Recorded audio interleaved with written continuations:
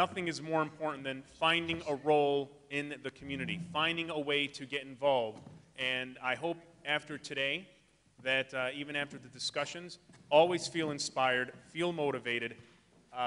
We just need more people to get involved and help the movement, because when it's all said and done, especially here at AIC, a wise man told me, it is a movement. What we're doing here at the school is a movement. All right, without further ado, our first panel will be starting. On a side note, between each panel of discussion, there will be a 15-minute intermission.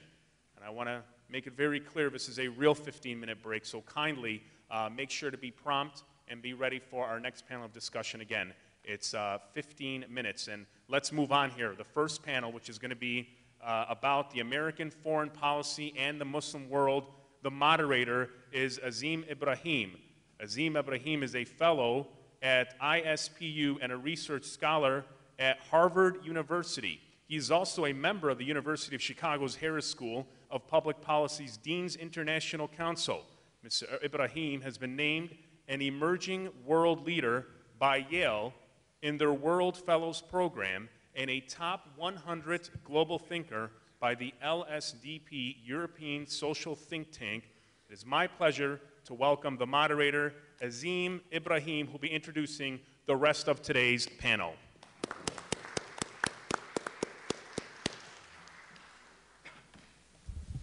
Bismillah ar-Rahman ar-Rahim.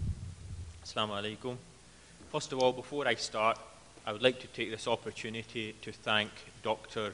Ali, your server, and also everybody involved in this very great project at AIC.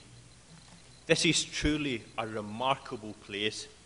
It is the first project of its kind in the United States. It is the first full-time permanent college that is teaching Islamic studies here in the US. For the first time, we will see that the Quran is being taught alongside American history, anthropology, philosophy, literature, political science, and so on. It's been a decade since 9/11, and the forces of intolerance in both the Muslim world and the non-Muslim world have done their best to prevent the integration between Muslims and non-Muslims and good neighbourliness. And the establishment of this school is a real victory of tolerance over intolerance. Now, it is only in the month of September, but so far 2011 has been a remarkable year. If somebody at the beginning of this year told me that in this year we will witness the end of President Ben Ali's 24-year-long rule in Tunisia, and the end of Hosni Mubarak's 30-year rule in Egypt, and the end of Gaddafi's 42-year rule in Libya, I would have asked them what they were smoking. I would have assumed that this is only going to happen with some very big external force, a cataclysmic event that will rock the structures of the status quo. After all, this is a region in which stability meant entrenching the power of those structures. And those regimes have had decades to practice how to stay in power and how to consolidate their power base. So what could have possibly moved them? And if you told me that they would be removed by Tunisians, Egyptians, and Libyans, I would have found that very hard to believe. And as analysts of foreign policy, we have to raise our hands and admit that we did not see this coming. After all, anybody that studies foreign policy will know that when you study the Middle East, people power simply does not enter into the equation. The Middle East is the last remaining place that has been resisting democracy, a trend that has been sweeping the world since the fall of the Berlin Wall. But this year, all of that has changed. So the question we now put to our panel today is that how does this affect US foreign policy in the Muslim world? And how does it help or harm the image of the United States in that part of the world? Now, before I pass it to my panel, I'd like to give you my own interpretation of events. On aggregate, I believe that the Arab Spring has helped the United States' image in the Muslim world. But it is not as clear-cut as that, because there are good arguments on each side. First of all, let's examine the argument that the Arab Spring has actually harmed the image of the US. Now, this case rests simply on the premise and the simple argument that the Arab Spring has now refocused our attention in terms of what the role the United States has played in propping up dictators in that part of the world. Now, this is something that we cannot brush aside and brush under the carpet. The United States has given billions of dollars to the Mubarak regime. It said that Tunisia's Ben Ali was a model Arab ruler when it came to cooperation with the United States, and it reopened its embassy in Libya after it was closed in protest in 1972 by the US ambassador. And this is before we mention one of our most staunchest allies in that region, Saudi Arabia, which sent in troops into Bahrain to quell the uprising there. So the argument here is that the Arab Spring has shone the light and has refocused our attention on what US policy has done to support autocratic regimes at the expense of the people. And by the way, that is no longer controversial to say. Consider this quote, for example. For 60 years, my country, the United States, has pursued a policy of stability at the expense of democracy in this region. This isn't a quote by some left-wing firebrand. This is actually from the former US Secretary of State, Condoleezza Rice, from the Bush administration, speaking at the American University in Cairo. But all said and done, I believe the Arab Spring has been a net positive for the US image. The US has acted in a way that it shows it better understands the Middle East than previous administrations. Now, as an academic, I'm a firm believer in evidence-based policy. And last year, I put together a report on terms of how the United States can improve its image in the Muslim world. And I argued in that report that it's simply not good enough to project our own ideas on what the Muslim world wants. After all, this was what part of the Bush doctrine was, that if you remove dictators, the people will automatically revert to democracy and free markets. But instead, we should base it upon scientific evidence of what the Muslim world wants. And today, we have a lot of evidence. We have very good evidence in terms of what Muslims actually think. Between 2001 and 2007, the Gallup poll organization undertook the most deepest and most comprehensive survey of the Muslim world, in which they interviewed over 50,000 people in 35 countries. And the evidence from this extensive scientific survey shows that the two things that the Muslim world admires the most is, first of all, American technology. They love the Apples and the Googles and the fact the US put a man on the moon in 1969. And the second thing is that they love American freedoms and American values.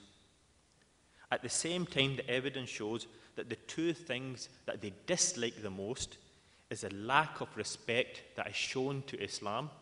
And secondly, and this is actually the most astonishing thing, the second biggest fear that they had was actually of a US invasion of their country. People in these cosmopolitan societies like Turkey and Egypt and Malaysia actually believed that the United States had designs on their country and the US would actually invade their country. And this is why the US withdrawal from Iraq is so important, because residents in Egypt, Syria, Jordan, Saudi Arabia, the Palestinian territories, Tunisia, Turkey and Algeria said that the number one thing that the United States can do to improve its image is to withdraw from Iraq. And this is consistent with the deeper attitude of fear of the US. Now, the Obama administration has reacted to the Arab Spring sensitively and catering for this fear. And by welcoming this change and supporting the people, the administration has balanced the desire of the people of Libya, Tunisia, and Egypt with the desire not to impose that change from the outside. Let's not forget that many foreign policy analysts believe that the end of the Mubarak regime would be a primary threat to the United States and a primary threat to its most important ally in the region, Israel. After all, the United States has troops stationed in Alexandria. It has troops stationed at the Cairo West Air Base. It has overflight rights over Egypt, and it has guaranteed transit rights for US warships through the Suez Canal. So if you are a US president looking at all of this and looking at the protesters in Tahrir Square and their demand to end the regime of the individual who has granted you all those rights, you appreciate that the decision is not without risk in supporting the people. But by putting the United States on the side of ordinary Egyptians and their aspirations, the US has shown it understands the legitimate concerns of these people. And I would not go as far as saying that there's a pattern here. After all, there's policy in Egypt, Tunisia and Libya, but has not transpired. Will we see the same sort of policy in Bahrain and Saudi Arabia? We don't know. But certainly we have started to mend that relationship. Let me just finish off by predicting a few things. I believe that the United States will now pay much more attention to the Arab street. Until this year, United States policy was conducted in the Middle East primarily through the prism of oil and military interests. And this was because they only engaged with the leaders of those countries and not with the populations. Now, new factors have now entered into the equation from the Arab Spring, which have now inserted themselves into the geopolitical realities of that part of the world, and that is the sentiment of the people. Many of the demands will align with our demands here in the US, the requirement for elections, political rights, freedom of speech and aspirations. On the other hand, some of the demands may not align with our interest.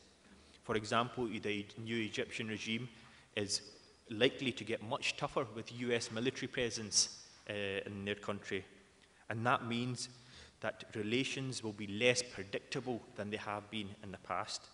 And we have already seen this. Already, the president was ordered to rescue the Israelis from the Israeli embassy in Cairo, something that would not have happened during the previous administration. But when the dust settles, I believe that this is a huge and positive development for the United States. So before further ado, our speakers are going to analyse some of these events in much more detail and with much more scope. First of all, to the far side, we have Dr. Muqtada Khan, who's a professor of international relations at the University of Delaware. He obtained his PhD from Georgetown University in political science and Islamic studies. He is also a fellow at the Institute for Social Policy and Understanding. He will be discussing how democracy has presented a challenge to US foreign policy in the Muslim world. After that, we have Jeffrey Laurenti. He's a senior fellow and director of the Foreign Policy Program at the Century Foundation. He's a former executive director at the United Nations Association of the US. He's a Harvard graduate and multilingual. He'll be discussing the historical overview of US diplomatic engagement in the Muslim world. And finally, we are very fortunate to have the eminent John Edwin Morose, who's the president and chief executive of the East-West Foundation. John has over the years advised over 20 governments and received numerous awards. He'll be discussing what needs to change in the US interaction with the Muslim world. So without much further ado, I'd like to invite our first speaker.